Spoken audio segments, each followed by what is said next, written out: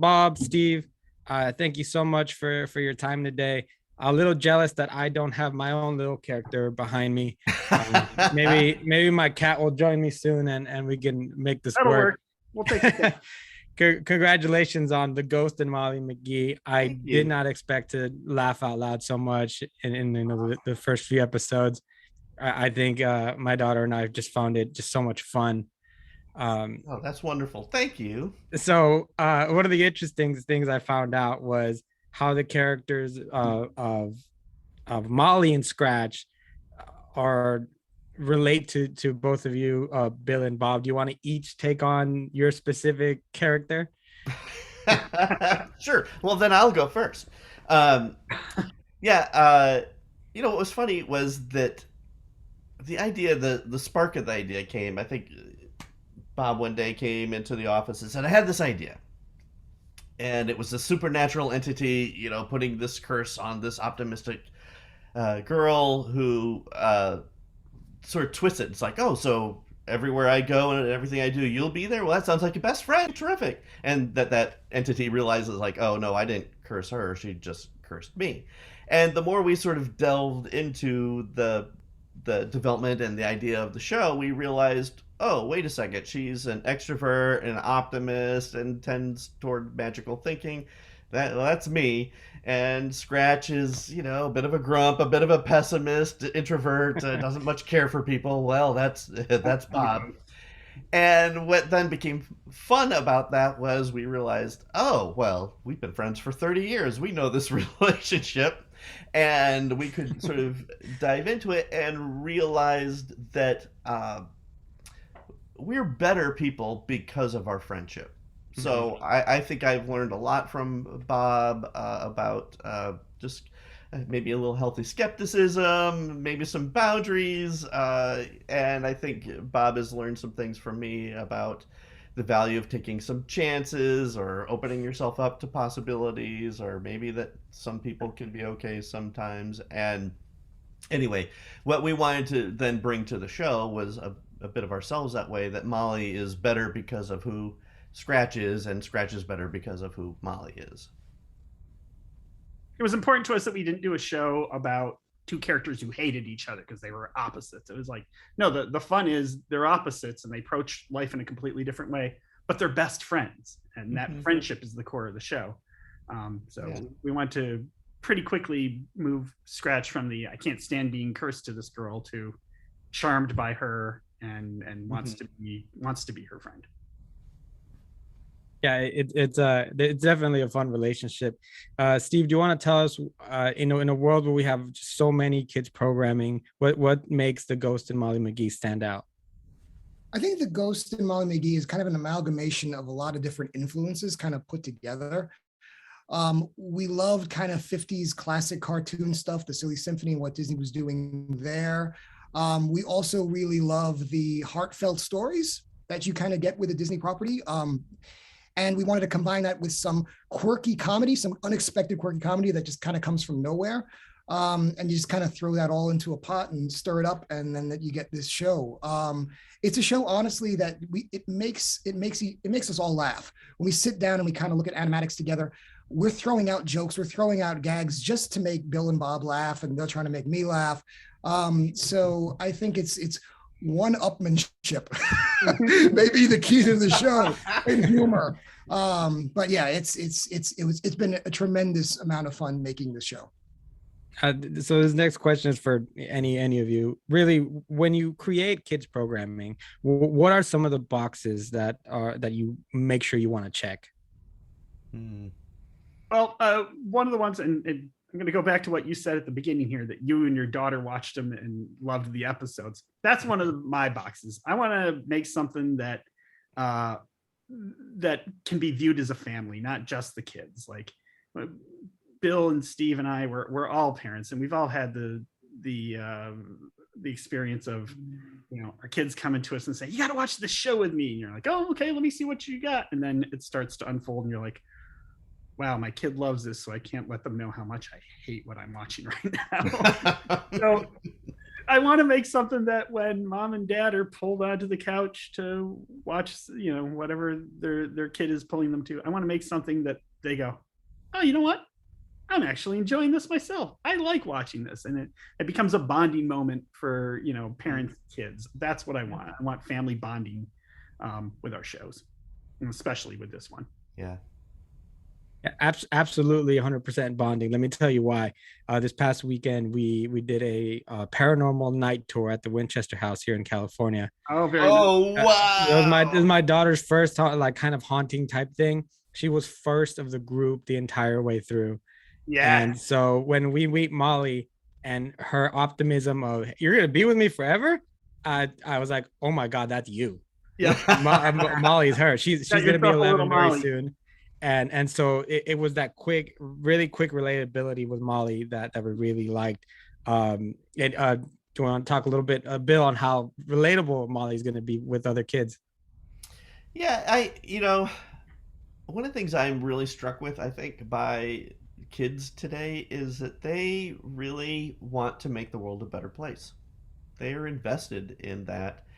And they're also very open to people that are different from them. They get the value of people whose experiences are not like their own or who look different than they do. And we kind of wanted to reflect that and encourage that as well. Molly lives to make the world a better place. And I think that sounds great. That journey can be challenging and met with difficulty and resistance, and Molly will have all those things happen, but she stays kind of pursuing that goal, diligent toward that. So I'm hoping that Molly is reflective of kids that way. And I also, personally, as a kid who had a lot of scary dreams at night and was, scared by a lot of things, Molly's response to Scratch is, undercuts that fear and twists it with an optimistic. So the way your daughter went through the Winchester House, for example, is kind of, I hope that kids will be able to feel empowered by Molly's response to fear. We've seen it before in like Monsters Inc. and in experiences that we see with kids. Steve, I'm gonna ask you a big question. Why are kids less scared and more embracing paranormal things and monsters? I think because they're fun, honestly. Yeah. They're just so darn entertaining. And it's a world that they're not familiar with. I mean, everyone loves to explore, and it's just something that is unusual and so left field. So I just think it's completely engaging. Yeah, actually a little bit easier than I thought. Thank you. Tell me, how did you guys go about choosing the animation style for the series? I'm always kind of curious on how a show narrows down what kind of style they want to fit the stories that they want to tell. Sure. I mean, kind of harkening back to something I mentioned earlier about kind of classic cartoons from the 50s, kind of the Hollywood style, I guess you'd call it. But we wanted to kind of merge that with something that had a little bit of a modern sensibility, a little bit of an edge to it. But honestly, we were really inspired by our lead voice actors, Ashley Birch and Dana Snyder, because what they brought to the table vocally was not only hilarious, it provided a lot of peaks and valleys in their voices. So it really kind of took us to a place where the facial expressions of the characters would distort and twist to kind of encapsulate, the tone of the dialogue read, which basically provided us with no model sheets, because the character would almost change the design just basically based on the delivery of the voice actor, because it was so rich and so worthy of pushing the expression in the drawing. So that was kind of the main road that we took for this show as far as the visual stylization. Nice. Yeah, I love the voices. They're definitely great. I have had a chance to talk with Dana before on another project. Can you guys describe to me what is the process in an episode? Well, how long does an episode take to produce? Because I know that can be sometimes very tedious, but also very fun work.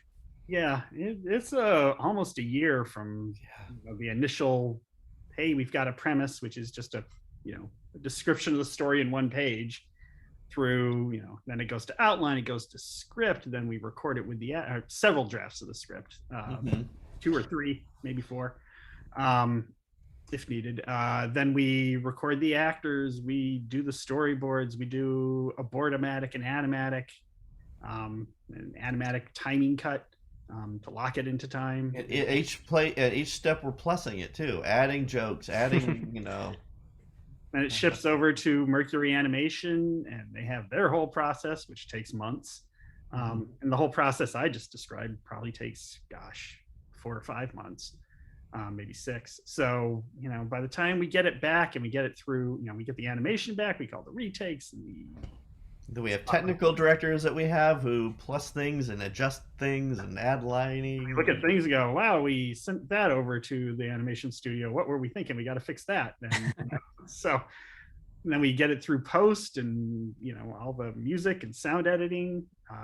It can be like a full year before, before something is done, which is but it's all being done parallel to other episodes. So it's just you're going on to the next one, to the next one, to the next one. It just keeps constantly doing a gear shift of which one are we talking about now? Yeah, so I mean, we may be working on, I don't know, I'm just pulling a number out of my hat, but maybe 50 episodes at any given moment. Right. But what's unique on this show is usually when you're working in a production like this and you have so many episodes kind of stacked, you identify them by a code, like a number, like episode 008 or 009 or something like that. But we insist that people name the episodes. It's like, oh, that's the episode with the goat, or that's the game night episode. So we identify it more with the story than by a number. But I think that's part of that's how close we are to the episodes and kind of how organic the storytelling is. What I've told our production people is these stories are our children. We can't put numbers on, Hey, number 3, come here. You're late for school. Yeah, no, we're not doing that. Great. Well, that's speaks to a lot about the passion and how much you guys really love working on this show. I'm excited now to see the one with the goat. If there is one with the goat. episode. Usually things with goats go very, very well. That's awesome. So I had another question really quick, and then you guys started talking about the goats, and then it completely went away. Now. Yeah. So tell me, how excited are you guys that you guys, before the season premiere, you guys have been picked up for a second season? Yeah, that's what an awesome vote of confidence in the show. We were thrilled that decision came, and we have a lot of stories we wanted to tell. So we're not done telling stories with Molly and Scratch, and we have a lot more we wanted to say. So this gave us a terrific opportunity to continue our collaboration with the people we love working with on our team, and I think that they have lots of ideas still that they bring constantly, and it keeps it fresh. And each episode is exciting to do. So we're glad to keep doing it. We'd like to do it as long as we possibly can. Yeah. And it gives an opportunity to just deepen the relationships between the characters. The more stories you have to tell, the more experiences they'll have together, and the deeper the storytelling will be. Yeah.